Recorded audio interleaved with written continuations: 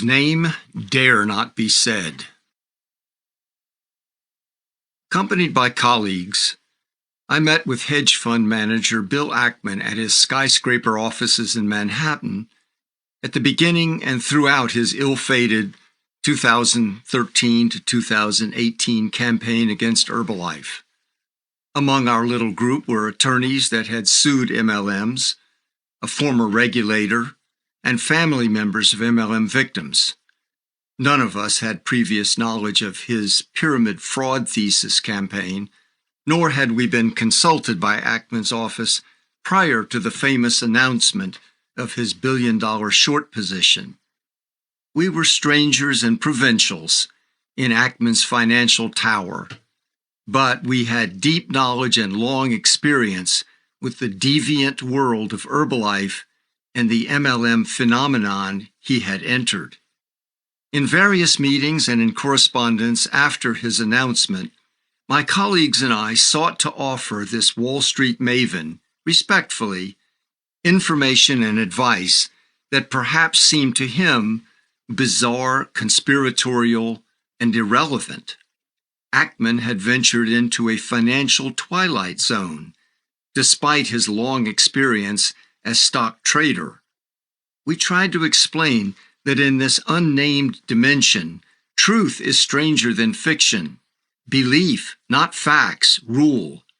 The financial failures of millions of people, not consumer products, are the tradable commodities produced for profit.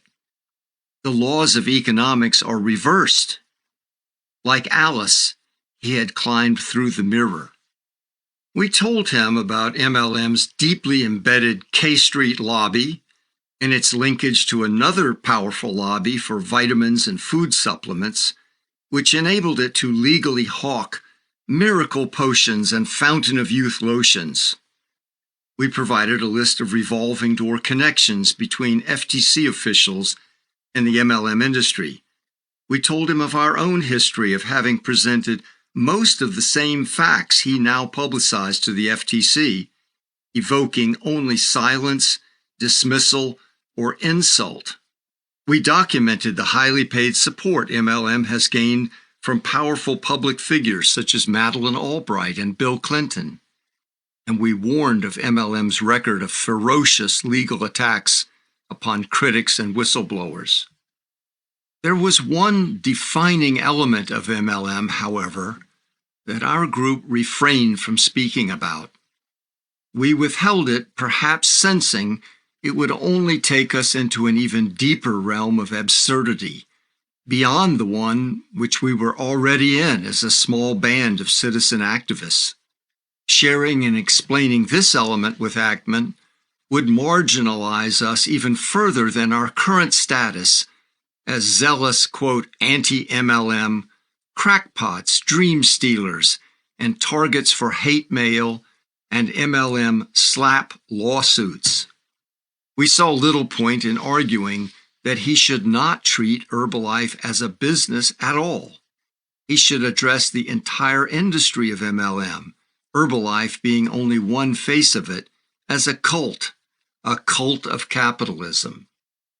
To grasp why those of us who met at Ackman's office did not have the cult conversation, first imagine the preposterousness of our band of protesters seated in a luxury skyscraper office above Manhattan. Sandwiches and cookies are on the side table with iced drinks and hot coffee. At a richly inlaid large conference table, we are speaking to one of Wall Street's masters of the universe. His dashing good looks and globetrotting are grist for lifestyle articles. He graduated magna cum laude from Harvard.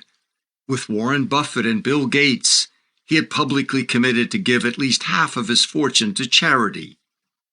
He reportedly threw frequent parties at his swanky Upper East Side apartment. He has a YouTube video entitled, quote, Everything You Need to Know About Finance and Investing in Under an Hour, that attracted more than 2.5 million views. His hedge fund at the time was worth in excess of $11 billion. At our meeting, imagine that we would proceed to inform him that the enormous investment he had just made, the largest of his career, was based on a fundamental misreading of the targeted company. It is not a real business or even a fraudulently operated business, as he mistakenly thought. Though he had a staff of PhD researchers, we would attempt to teach him Marketing and Economics 101 of MLM. MLM represents less than 1% of retail sales.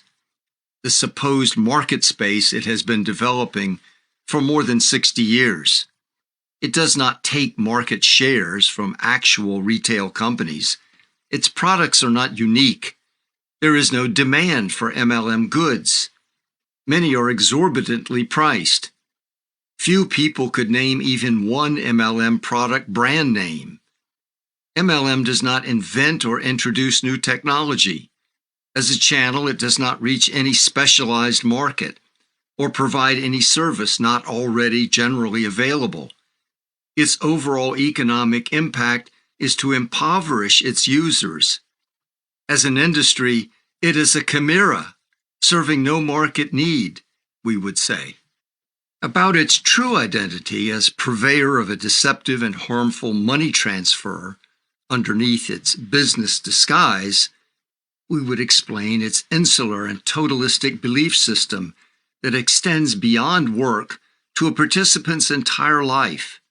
In this belief system, money is a moral measurement. The reward of, quote, unlimited income that the leaders promise is not mere dollars.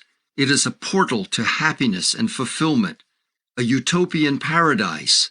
Wealth is infused with righteousness, exalted status, spiritual meaning, and purpose.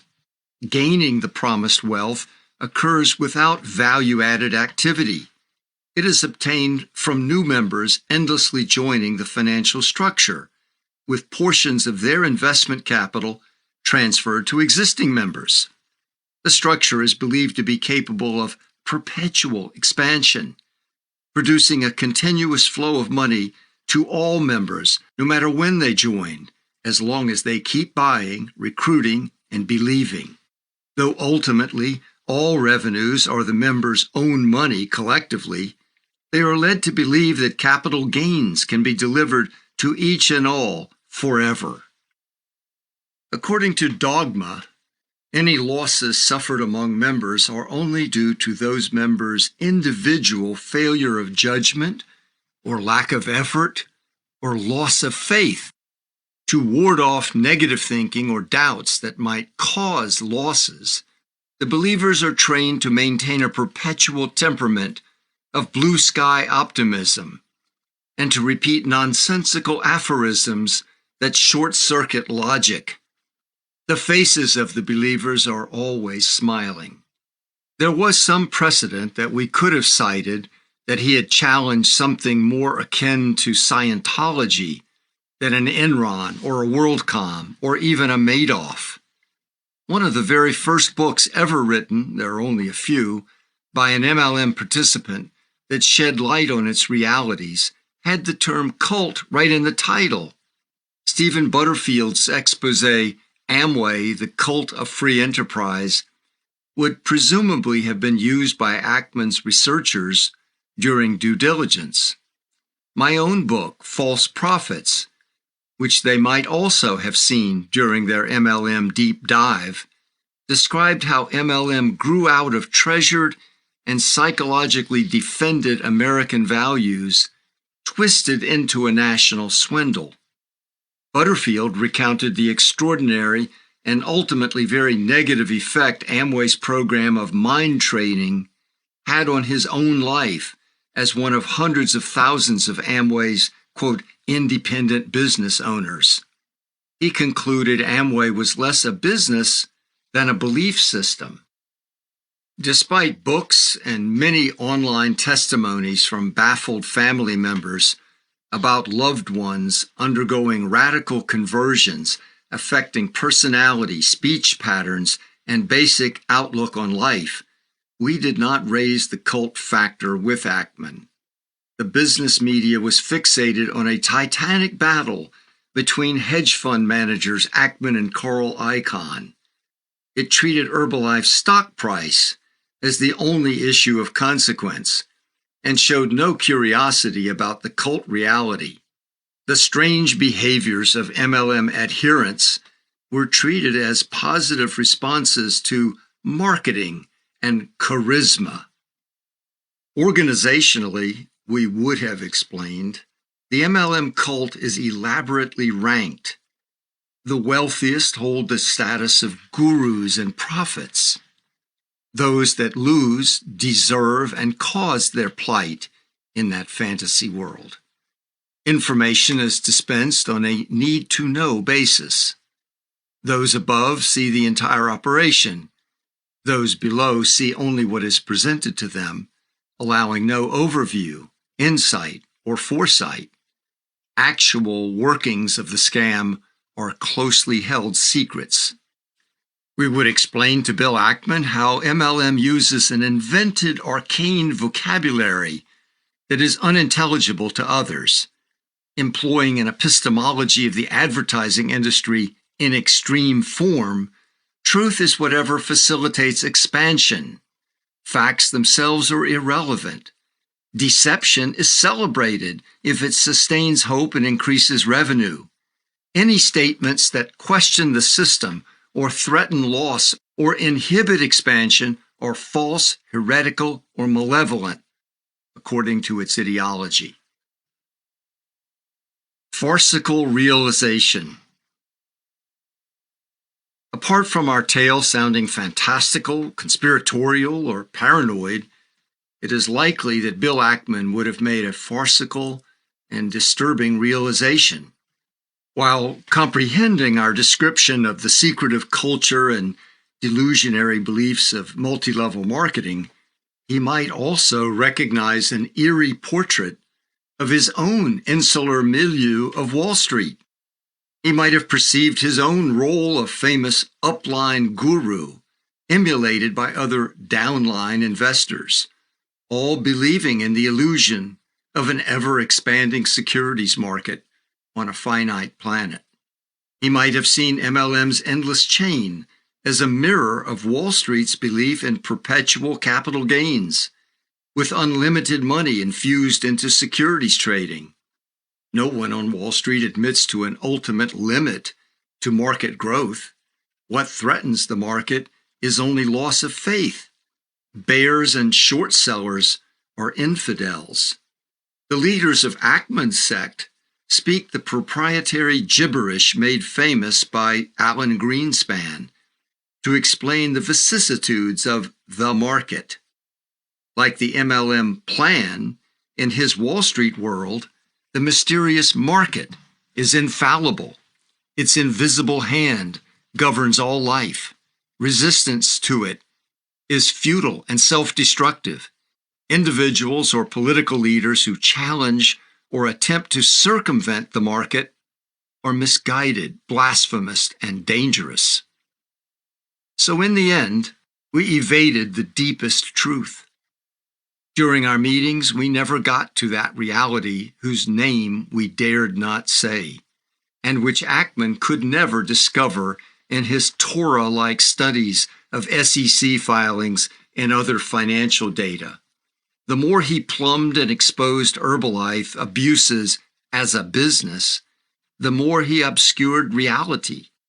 My colleagues and I only spoke about MLM as an extremist cult of capitalism promoted by economic alchemists who cast a thought reform spell over recruits amongst ourselves.